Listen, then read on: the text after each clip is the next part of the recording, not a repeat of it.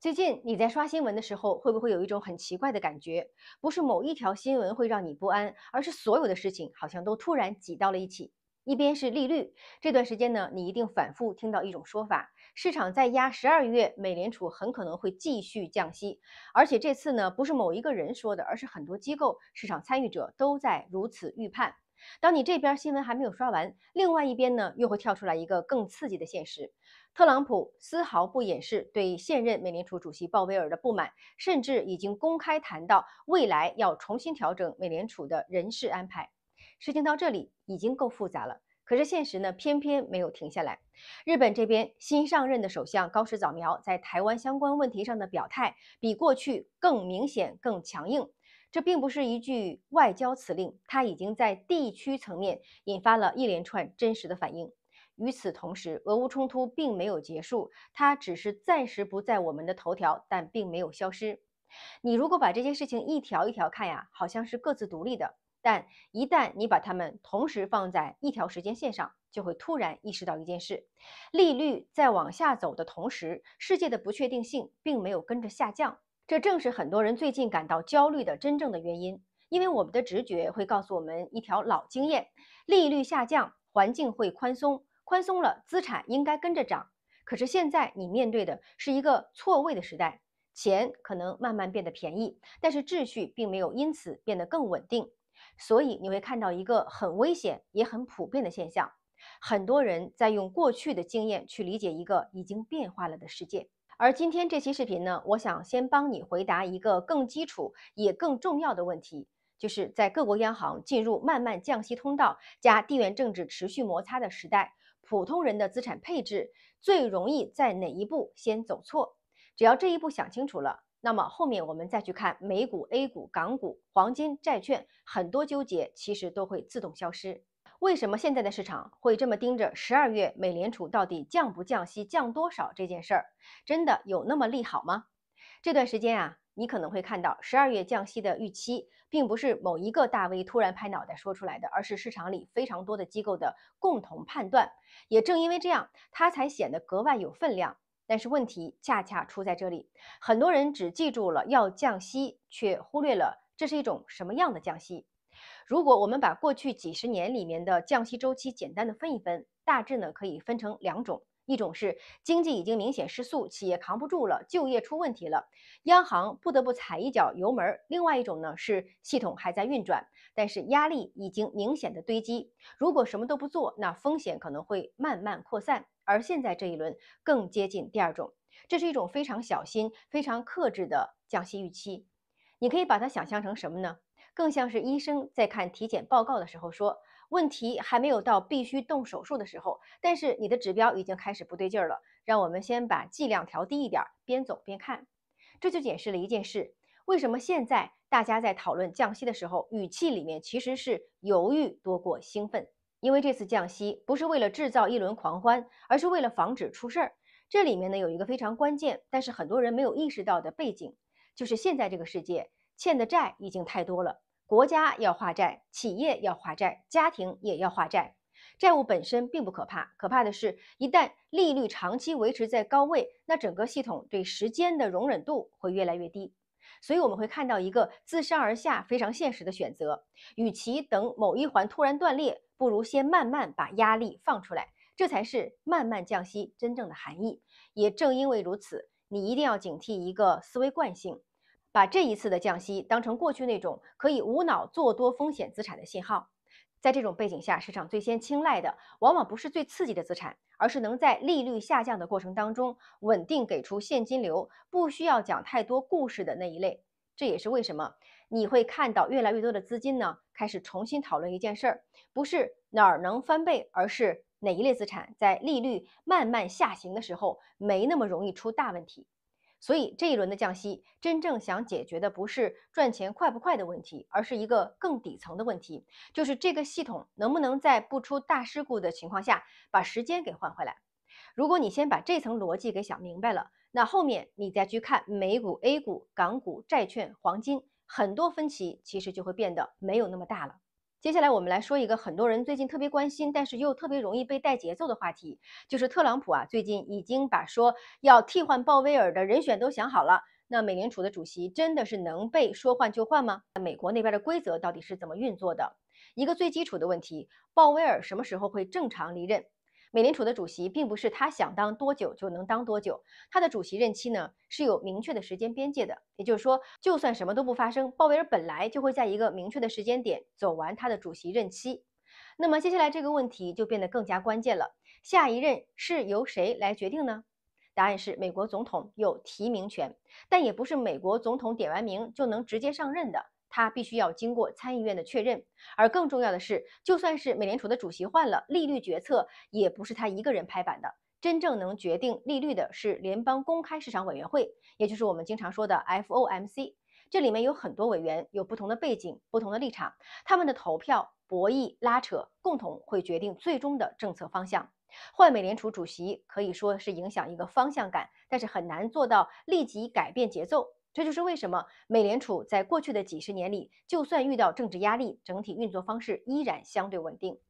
那是不是说特朗普的意愿就完全不会起作用呢？当然也不是。真正更现实的影响在于两点：第一，未来新主席的政策风格大概率会更强调经济和市场的承受能力，而不是单一指标的绝对漂亮。第二，政策沟通的方式可能会发生变化，也就是说，市场未来感受到的不一定是突然很猛的降息，而是更愿意配合美国经济现实，把利率慢慢往下挪。所以你现在就能明白一件事儿了，真正值得我们关心的，从来不是鲍威尔这个人，而是新一轮利率政策是会在一个什么样的约束条件下被推进。那这一点我们想清楚了，你再去看市场对换主席的反应，就不会被一惊一乍牵着走了。那么，如果未来的世界是慢慢降息加人事变化加世界不安稳，资产到底会按什么样的顺序反应呢？讲到这里啊，你可能已经把一个非常重要的直觉放下了，就是那种只要降息，股市肯定先涨的直觉。在今天这个环境当中，这个判断是非常危险的，因为现在市场真正面对的不是某一个单一的变量，而是三个同时存在的条件。第一，利率在慢慢往下走；第二，政策人事和沟通方式正在发生变化；第三，地缘摩擦并没有退场。那么在这样的情况下，市场的反应逻辑一定是分层、分顺序的，而不是所有资产一起会动。所以，我们这部分呢，不讲涨跌的预测，只讲一件事：如果真的进入了一个慢降息时代，那么资金通常会先去哪一层，再去哪一层。我们先说第一层啊。那么第一层首先会反映的是利率最敏感、对安全最敏感的资产，比如说国债、短久期的固定收益资产。原因很简单，当市场确认一件事儿，就是利率大概率不会再往上走了，那最先松一口气的一定是那些对利率高度敏感的资产。对他们来说呢，不需要世界立刻变好，只要不再更糟，那就是利好。所以在慢降息的初期，你往往会看到啊，债券最先稳住，利率先下来，那整个系统的紧张程度会被先降一档。接下来呢，才是第二层，就是现金流稳定、分红清晰的资产。注意啊，这里我用的是现金流，而不是故事。在利率慢慢下降的过程当中，市场会重新问一个老问题，就是如果我不追求暴涨，那有没有资产是可以相对安心的让我拿着的？这个时候，那些能够持续分红的公司，不靠概念活着的行业，不需要靠估值扩张才能赚钱的资产，开始重新被市场认真看待。他们不一定涨得最快，但是在这个阶段非常重要的一点就是，他们不容易被抛弃。第三层啊，往往才轮到高波动、高预期的风险资产，也就是我们平时最爱讨论的那些高估值成长股啦，前景很美，但是现金流很远的资产。在慢降息加高不确定性的背景下，他们的处境其实是很尴尬的，因为一方面利率往下走，确实对估值是加分项。但另外一方面呢，地缘风险、政治摩擦、全球秩序的不稳定，都会逼着资金变得更加谨慎。于是你会看到一种很反直觉的现象：降息发生了，但是最激进的资产并没有立刻狂欢，不是因为它们不好，而是因为这个环境并不鼓励赌对一次。所以，如果你把这三层放在一起，你会得到一个非常重要的结论：在这个阶段，市场最看重的不是回报的上限，而是能不能稳稳地留在牌桌上。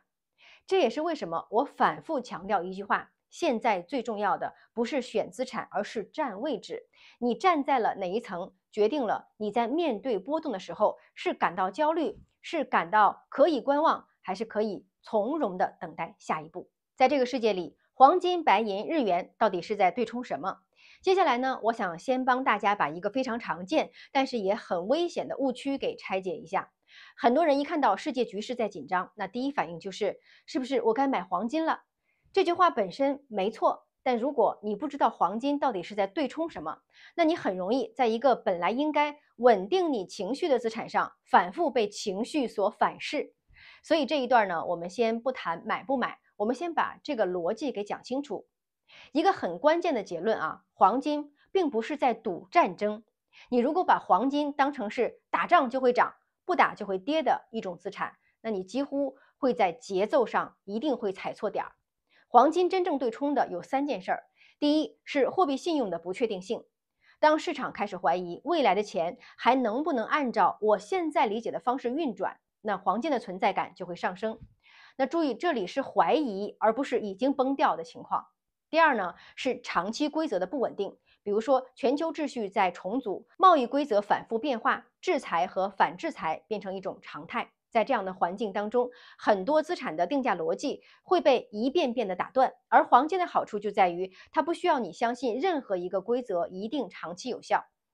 第三是对极端情况下的心理缓冲，这点很现实。当系统出现剧烈波动的时候，如果你手里一点非信用资产都没有，那很容易在最坏的时候把本来不应该卖的资产卖掉。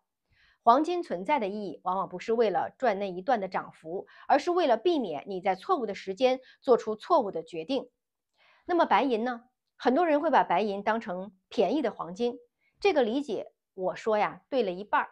白银和黄金最大的不同就在于，它一半是避险资产的属性，一半它是工业品，而这就决定了白银的波动通常会比黄金大得多。它在风险上升、需求尚可的阶段会表现得很亮眼，但是在经济明显走弱的时候，它也会被一起砸下来。所以，如果你问我白银更适合谁呢？那我会告诉你啊，它更适合那些能承受波动，但不是靠着投资白银睡觉的人。那么日元呢？日元最近这些年啊，经常被反复拉出来讨论。有的时候你会听说，世界一乱，日元就要升值。那这句话在过去啊是长期成立的，因为日元背后站着的是一个高度成熟、债务主要内化、资金可以随时回流的经济体。但是你要注意，在今天这个环境当中，日元的投资逻辑已经变得更复杂了。它不再是那种自动避险、单向上涨的资产，而是夹在本国政策、全球利率、地缘情绪中间的一种平衡的结果。所以你会看到啊，它能避险，但是不一定每一次都立刻会给你回报。我们把这三样东西放在一起，你就会慢慢的理解一件事儿：避险资产存在的目的，从来不是让你抓住一次行情，而是让你在风浪当中不用被迫清仓其他的资产。如果你把它们当成我押对一次世界动荡的奖励，那你很容易失望。但是如果你能把它们当成整个资产组合里的减震器，那它们往往会在最关键的时候体现出它们应该的存在的价值。真正成熟的资产配置啊，一定要允许一部分资产看起来不是用来赚钱的，因为正是这些不刺激的部分，让你在下一次机会出现的时候，还能够留在牌桌旁边。讲到这里，其实很多朋友心里已经开始松动了，因为你会慢慢的发现一个事实：现在真正难的不是信息不够，而是信息太多，方向太杂。也就是在这样的时候，普通人最容易犯三类看似合理，但是长期代价非常大的错误。让我们一条一条说清楚啊。第一类错误就是把慢慢降息当成是自己投资全面进攻的信号，这是我最近看到最多的一种反应。一听到美联储要降息了，就会有人啊忍不住的问说，是不是应该梭哈做多风险资产了？那这种冲动其实非常人性化，因为过去的几十年降息往往和行情是绑在一起的。但是你一定要记住一件事儿，时代已经换了。这一次的降息并不是为了制造一轮上涨，而是为了防止系统出事故。在这样的背景之下，如果你一上来就把所有的筹码压在最激进的资产上面，那么你其实呢就不是在投资，而是在和宏观环境对赌。第二类错误呢，是把地缘政治摩擦当成是短线交易的机会，是把每一次的地缘冲突新闻都当成是一个可以买卖的信号。今天哪边有动静了，就去赌一波概念；明天风向一变，又赶紧调仓。这样操作的结果，十有八九是你既没有躲过风险，也没有抓到趋势。因为现实中的地缘摩擦往往不是爆发一下就结束了，而是呈现出一种反复出现、强度此起彼伏的状态。如果你用短线思维去应对，那很容易在情绪最浓烈的时候进场，在市场冷却的时候被迫割肉。第三类错误呢，也是最危险的一类，就是把全部的希望压在我这次能判断对上面。这一点其实是最容易被大家忽略的，因为很多普通投资者并不是输在知识不够多，而是输在了资产的结构太脆弱。只要一次判断被打脸了，那就会被迫清仓离场，甚至是影响到现实层面的生活。你会发现呀，真正拉开差距的，从来不是谁的预判更准，而是谁有资格能够抓住下一次的机会。而资格呢，不是态度，不是信念，而是你的资产配置结构能不能承受波动。所以，你如果把这三类错误反过来理解，就会得到一个非常清晰的原则。在现在这样一个阶段，最重要的不是进攻的能力，而是你留有容错的空间。只要你给自己的资产留足了缓冲地带，那未来不管是机会，还是调整，还是新一轮的变化，你都还能够站在牌桌旁边。讲到这里呢，我其实希望你能够慢慢的意识到一件事。这期视频从头到尾，我都没有告诉你现在应该重仓什么、轻仓什么、梭哈什么。不是我不想给答案，而是因为在今天这样的一个环境当中，标准答案本身就是最危险的东西。利率在慢慢下行，但是世界并没有打算重新变得简单。政治的摩擦、产业的重组、规则的博弈，机会在未来很长的一段时间里反复出现、反复扰动。在这样的时代，真正决定长期结果的，不是你有没有押中过一次方向，而是当不确定性反复出现的时候，你的资产是站在最容易被甩下去的位置了，还是站在能稳住不被淘汰的位置？这就是我这期视频最想讲清楚的一个核心。你可能注意到了，我们前面聊的所有内容，无论是慢降息、美联储的人事变化，还是地缘政治的摩擦，最后呢都会指向一个问题，就是你的资产结构有没有缓冲层。如果你的配置当中只有进攻没有防守，只有赔率没有回旋空间，那么只要一次节奏不对，你就很容易被迫离场。而一旦你被迫离场，后面再好的机会都与你无关了。真正长期站得住的人啊，不是最激进的，也不一定是最聪明的，而是能够不在波动当中被最先洗掉的那一批人。所以，如果你问我在慢降息加持续地缘政治摩擦的时代，普通人最重要的投资目标是什么？我的答案一定会很简单，就是不求赚得最快，而是别在波动当中被提前淘汰。当你把位置站对了，那无论机会什么时候到来，你都还有资格走到它的面前。这不是一个靠一次判断就能翻身的时代了，而是一个靠投资资产配置的结构，靠你的耐心，靠站对位置，慢慢走得更远的时代。我是苏涵，我们下期见。